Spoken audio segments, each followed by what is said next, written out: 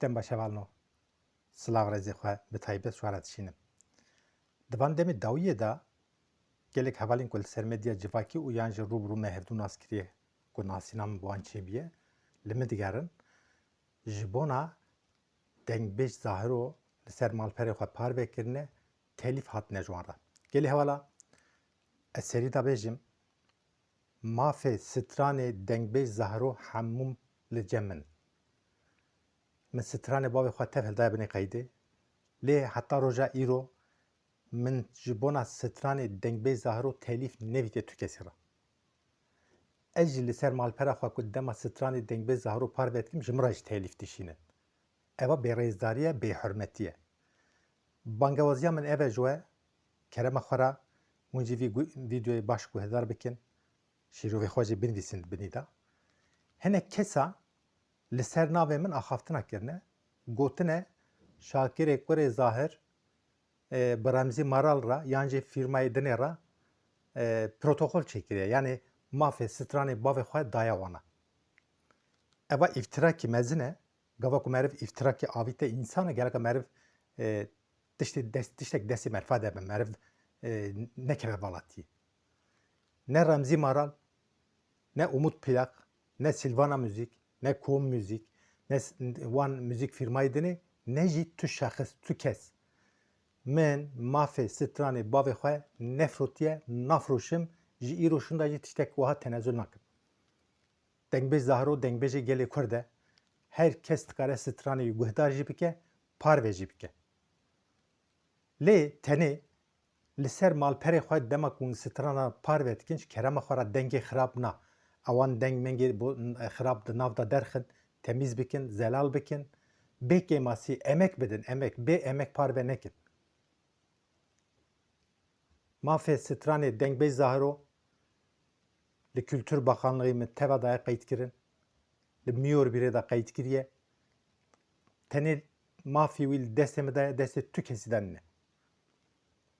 Kesê ku îftira jî dikin, dibêjin mafê stranê dengbêj zahiro ku firotiye an jî daye hineka, ewan ji mifterî ne, wî îftirayê xwe jî denekevin balayê winî îspat bikin.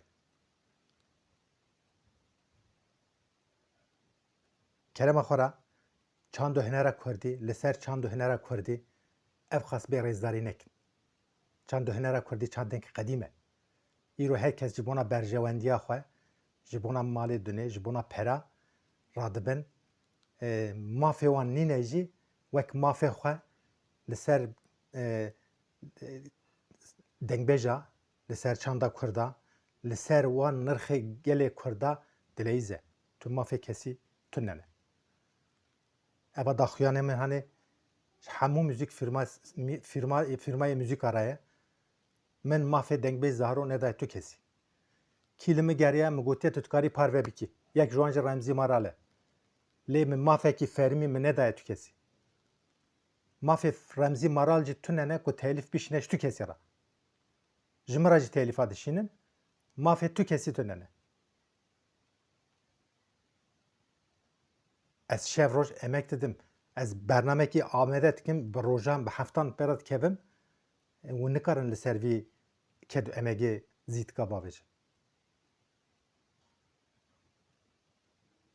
Ji bona alîkariya we em daxwazî dikin car cara dibêjin alîkar bin. Alîkariya we ne bi pera. Tenê hûn dikarin bibin endam vîdeoyê me biecîbînin. Vîdeoyê me ji bona guherîn temaşekirinê derkevin pêşva em jî hê xebatekî daha dewlemend, xebatekî daha berfireh ji wara bikin.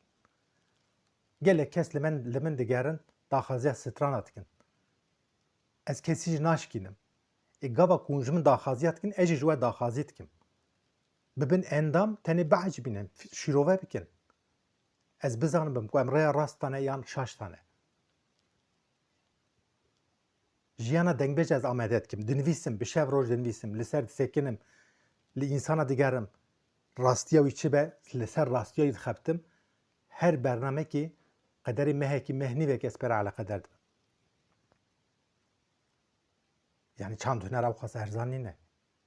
Kerema xwe re vîya baş bizanibin, ne tenê dengbêj zahiro. Dengbêj ê firotanê nînin gelê hevala. Lê dengbêj zaro bi taybet jî dengbêj zarok ez kurî me mafê stranê dengbêj zarok tenê cem min e.